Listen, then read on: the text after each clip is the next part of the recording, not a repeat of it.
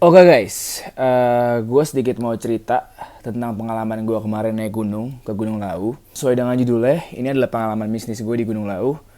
Oke, kita mulai aja. Jadi kita berangkat dari Jakarta itu tanggal 15 Juli, itu sekitar jam 4-an. Perjalanan sampai Jawa Tengah itu sekitar makan waktu 10 jam. Dan saat kita nyampe di sana itu kisaran jam 2-an gitulah. Kita naik mobil kebetulan dan gue di sini nggak sendiri, gue ditemenin sama ada Wulan, ada Dede, dan ada juga namanya Kak Aci. Jadi kita berempat. Kita nyampe jam 2 pagi itu, kita langsung ke tempat parkiran mobil gitu dan kita langsung ketemu orang sana yang langsung ngurusin kita buat besoknya. Dan dia nyaranin kita buat bongkar tenda di parkiran itu, jadi kita bongkar tenda, kita bermalam di situ. Keesokan harinya, kita bangun sekitar jam 6-an, kita packing segala macem, dan kita mulai nanjak itu jam 7-an lah ya, jam 7 atau jam 8-an gitu. Awal mulanya semuanya biasa-biasa aja, kita senang banget lah, gembira banget lah kita karena udah lama banget juga kita nggak naik gunung gitu ya. Sampai pos 1, pos 2, langsung aja loncat kita ke pos 4. Jadi di pos 4 itu kita kebetulan juga pejalan lambat ya. Jadi kita emang jalannya lama banget deh, kita banyak istirahat, kita banyak nyantai, sedikit istirahat kita langsung bongkar makanan, kita foto-foto, kita pejalan lambat banget deh. Sampai-sampai kita nyampe pos 4 itu sekitar jam setengah 6-an lebih lah. Udah hampir mau jam 6. Akhirnya kita istirahat dulu, kita sepakat di pos 4 kalau kita jalannya nanti abis maghrib. Setelah istirahat selesai, kita udah bongkar makanan juga di situ, kita jalan ke pos 5. Jadi saat kita mau jalan ke pos 5 itu udah abis maghrib dan kita kena malam lah. Pada awal mulanya, semua biasa-biasa aja. Dan sampai akhirnya saat di perjalanan itu gue merasakan sesuatu. Nah, kebetulan gue juga tipe orang yang lumayan cuek akan hal seperti itu. Jadi gue juga gak terlalu ngurusin. Karena gue juga gak mau perjalanan gue itu terganggu. Jadi banyak pikiran ini itu. Jadi ya gue cuek lah akan hal seperti itu. Dan yang lainnya juga seperti itu. Dari Wulan, Dede, dan Kak Aci pun juga seperti itu. Kita cuek-cuek aja. Tapi sampai akhirnya gue merasakan sesuatu yang menurut gue awalnya gue pikir nih wajar. Jadi gitu ceritanya, saat kita lagi jalan menuju pos 5 itu di Bulak Peperangan, kita mau menuju ke sana. Kebetulan gue paling belakang, depan gue Wulan, baru ada Kak Aci, dan depannya itu ada Dede. Saat gue jalan, gue merasakan kayak ada tali, kayak benang gitu ya, benangnya itu lu bisa bedain deh kalau benang kering sama benang basah itu kena badan lu kayak apa. Kalau benang kering ya udah kayak jalan gitu aja, tapi kalau nempel di badan lu itu benangnya basah, pasti tuh ada rasa sedikit dingin dan kayak ya basah gitu, ngerti gak sih, nempel gitu. Itu ada di muka gue cuy. Tiba-tiba gue ngerasain ada benang kayak benang basah nempel di muka gue terus jalan kayak ketarik gitu. Spontan gue refleks gitu dan gue nepok muka gue kayak apa tuh gitu. Awalnya gue masih berpikir kayak wah serangga nih gitu. Terus gue langsung nengok ke atas dong, karena setelah gue berpikir serangga, oh mungkin pepohonan gitu kan, ranting-rantingnya gitu kan. Terus gue liat ke atas gini, pas gue liat ke atas ternyata emang gak ada kayak pohon gitu, jauh maksudnya gitu yang gak dibawa, nggak sampai bawah gitu, jauh gitu. Terus pas gue baru banget gue liat pohon, terus gue liat depan lagi, gak lama rambut gue kayak ada yang ngusap. Tapi berhubung gue masih mikirnya serangga ya, jadi gue pikir tuh serangga jalan, jadi rambut gue kayak ada jalan gini. Gue refleks nepok lagi dong kayak wah serangga nih kayaknya nih. Langsung depan gue Wulan kan, gue langsung manggil Wulan. Gue bilang ke Wulan, coba deh kamu liatin deh di muka aku ada serangga gak sih gitu. Terus dilihat muka gue, terus dia bilang enggak kok gak ada serangga gitu. Oh ya udah aman aja gitu kan. Terus kita jalan lagi nih, sampai akhirnya kita nyampe di Bulak Peperangan itu sekitar jam 8 malam. Kita juga salah satu pendaki yang nyampe itu rada telat banget deh, kayak terakhir gitu. Kita bongkar tenda, semuanya aman-aman aja di situ. Sampai akhirnya besok pagi kita bangun, kita makan, barulah di situ si Wulan cerita. Jadi di situ gue lagi ngobrol sama Dede, Kak Acih lagi masih dalam tenda beres-beres, gue nggak ngerti deh.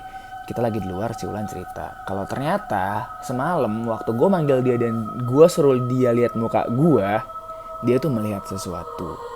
Jujur di sini gue rada sedikit kaget dan percaya nggak percaya gitu ya. Mau nggak percaya ya ada gitu, mau percaya tapi gimana gitu. Dia ngomong sama gue, sebenarnya semalam tuh aku tuh lihat sesuatu gitu. Itu ngomong di depan gue sama Dede. Terus langsung spontan gue ngomong kayak serius apa, kapan gitu kan. Wulan bilang, inget gak waktu kamu manggil aku buat nyuruh lihat muka kamu ada serangga apa enggak, kata dia. Terus gue bilang iya inget gitu. Di situ aku lihat sesuatu sebenarnya, tapi aku nggak bilang dan aku berusaha buat ngontrol diri, buat nggak kayak teriak atau kayak kaget gimana lah gitu. Karena dia nggak mau anak-anak juga jadi kayak takut lah ya gitu. Terus langsung gue bilang, emang kamu lihat apa? Jujur waktu dia ngomong gue shock ya. Dia lihat semacam kayak kuyang. Jadi kuyang itu adalah, lo boleh google seperti apa. Yang kalau nggak salah itu adalah yang emang bentuknya itu kayak cuma kepala, terus organ tubuh gitu. Dan saat Ulan lihat itu, kuyangnya lagi liatin muka gue katanya. Di situ awalnya gue nyambut omongan dia dengan ketawa-tawa gitu kan, karena kebetulan gue juga ya udah apa sih gitu, gue jadi ketawa-tawa nyambutnya. Tapi spontan juga gue berpikir ini kok tiba-tiba mirip dengan kejadian gue waktu di tahun 2013 atau 2014 di Gunung Gede. Oke, singkat cerita begini.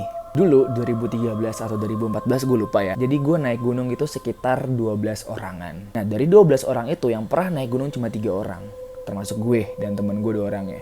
Sisanya itu belum pernah naik gunung. Dan banyakan cewek deh. Kayak hampir semuanya cewek, tapi 3 orang ini temen gue cowok gitu. Lalu kita waktu itu naik ngelintas gitu kan, dari Putri turun Cibodas. Gara-gara emang kita lama banget, kita tuh nyampe-nya tuh turun sekitar jam 12:30 mungkin ya. Kita waktu itu kebetulan gak rame-rame 12 orang, kita dibagi per grup gitu. Per grup ada beberapa orang. Setelah turun, kebetulan rombongan yang grup gue itu turunnya duluan. Gak lama temen gue nyamperin gue. Tapi dia belum gak sama grupnya gitu. Dia manggil gitu kayak, Len, naik lagi yuk sampai pos pengasinan gitu. Gue lupa kalau gak salah pos pengasinan dia namanya. Bantuin yang cewek-cewek tuh gak kuat bawa carrier kata gitu. Oh yaudah yuk deh gitu. Terus temen gue jalan duluan, gue kayak lagi prepare bentar dulu gitu, baru gue naik belakangan. Itu sekitar ya itu jam 12:30 atau jam 1-an lah. Temen gue mungkin udah nyampe, gue baru nyampe tuh. Setelah gue nyampe, ternyata beberapa carrier udah dibawain sama temen gue gitu. Jadi gue gak kebagian carrier, tapi gue kebagian bawa cewek. Jadi beberapa cewek yang kita bawa itu kita bikinin tenda di situ. Kita suruh ngecamp dulu sehari, besok baru turun lagi karena mereka udah gak kuat katanya. Tapi ada satu cewek yang nggak bisa nih kayaknya untuk kita nginepin di situ, jadi kayak harus dibawa malam itu juga turun lah gitu. Takut terjadi apa-apa kan yang nggak kita inginkan gitu. Lalu akhirnya mau nggak mau gue gendongin di cewek dong gitu. Gue lupa namanya tuh, kalau nggak Puput, Putri deh pokoknya. Kalau Mbak Puput atau Mbak Putri ya yang nonton ini dan lo inget kejadian, lo inget gue, ini gue orangnya lagi ceritain kita berdua kayak apa. Terus gue gendong, diikat pakai jaket gitu kan. Gue turun tuh berdua doang.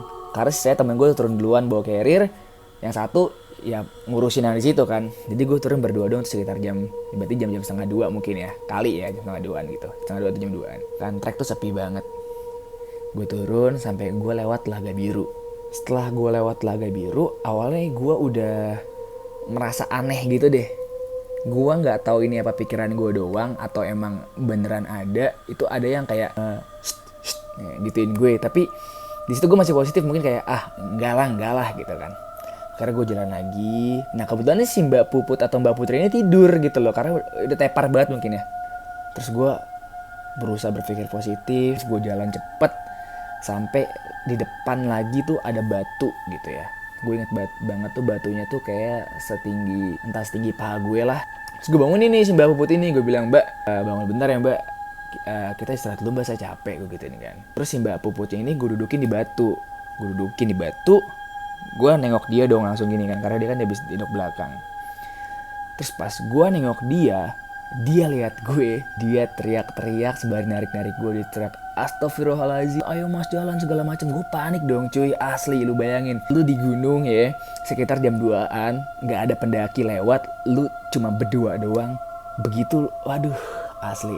Tapi justru gue kayak berusaha ngontrol diri kayak, tenang. Iya mbak, iya kenapa, udah kata mbaknya, jalan aja mas, jalan, yaudah ayo jalan. Gue jalan sama dia kan, pelan. Sampai nyampe di bawah, sempet rame dulu karena dia nangis kan. Akhirnya ditenangin dulu, dikasih minum dulu gitu kan.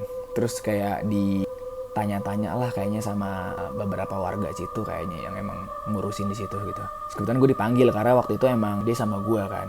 Terus ditanya, Mbak kenapa tadi Mbak gitu. Itu pun juga waktu ditanya dia masih kayak terseguk-seguk gitu, masih gitu-gitu. Cerita aja mbak kenapa gitu.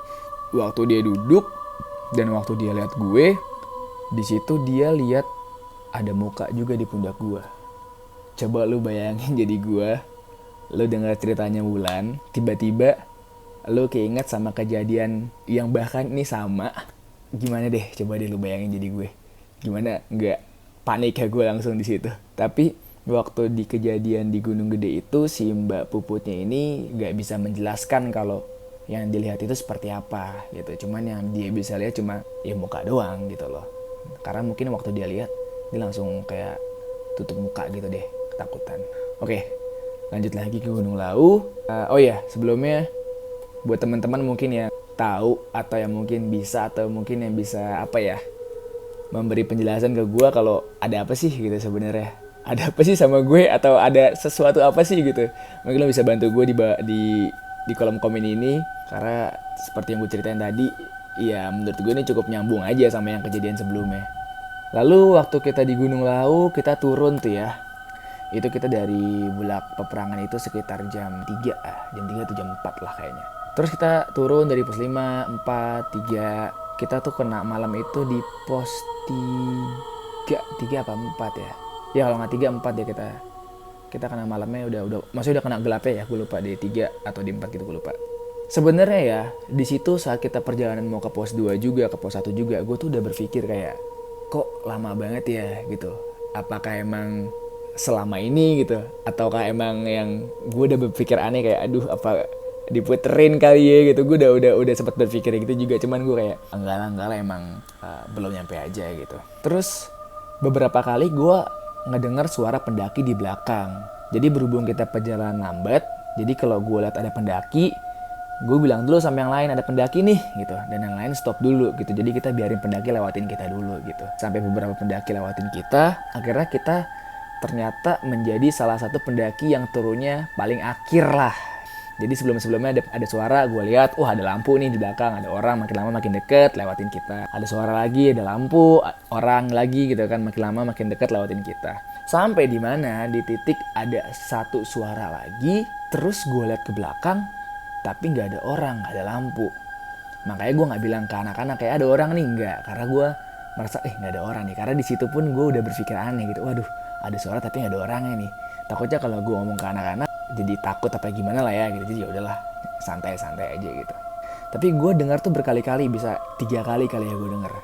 Dan sampai ke sekian kali ya gue denger, barulah di situ ternyata pas ada suara ya, itu yang gue denger tuh suara cowok tuh, yang udah kesekian kali gue denger suara cowok. Baru si Dede yang paling depan ngeh juga, dia langsung ngomong sembari nengok ke belakang, kenapa Len, kata dia.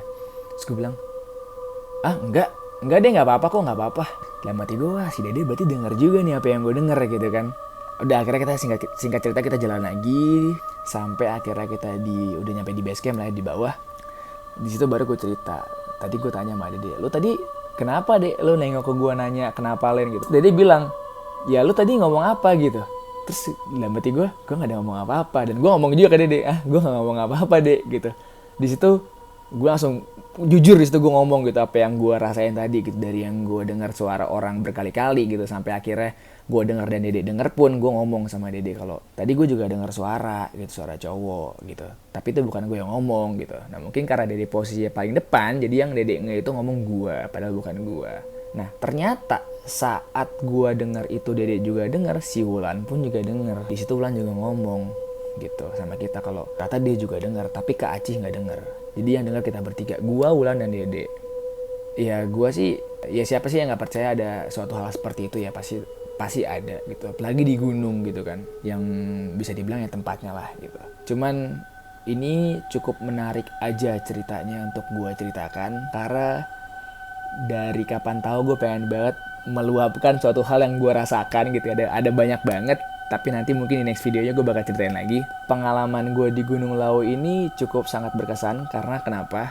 Setelah sekian lama kayak gue tuh baru ngerasain lagi yang bener-bener kayak yang bener-bener banget deh gitu, yang kayak gue rasain juga gitu ya. Bisa sampai gue denger juga gitu, bisa sampai si Wulan lihat, dan ternyata pernah kejadian juga di 2013 atau 2014 lalu gitu. Ini sangat amat berkesan buat gue, dan pesan-pesan gue juga buat temen-temen. Emang banyak orang percaya, banyak juga orang gak percaya, tapi balik lagi, kita itu datang ke tempat mereka, kita itu yang berkunjung gitu, kita adalah tamunya. Mereka punya peraturan sendiri, mereka punya ya peraturan di rumah mereka gitu. Kalaupun emang peraturannya nggak cocok sama lo, ya lo cukup hargai itu aja. Jadi tetap jaga sikap, tetap jaga bahasa, tetap berpikir positif deh. Walaupun semuanya itu kadang bertolak ya sama pikiran positif lo gitu. Kayak kemarin aja menurut gue kayak, ya kalau gue mau berpikir positif ya mungkin itu adalah daun gitu kan, tapi ada yang lihat gitu. Gue mau berpikir positif suara itu adalah emang ada orang, tapi pas gue liat nggak ada orang gitu kan. Jadi ya mau gimana gitu kan. Dan juga buat teman-teman kiranya yang emang bisa ngebantu gue buat menjelaskan kayak apa sih sebenarnya yang gue alamin itu gitu. Apakah lo pernah alamin juga gitu sama di Gunung Lawu juga, atau lo bisa menilai lah gitu kira-kira oh kayaknya begini, kayak begitu, kayak begini. Lo boleh bantu gue di kolom komentar. Dan ya cukup segitu aja sih cerita gue. Kalaupun emang ada salah-salah kata gue minta maaf. And then okay, see you.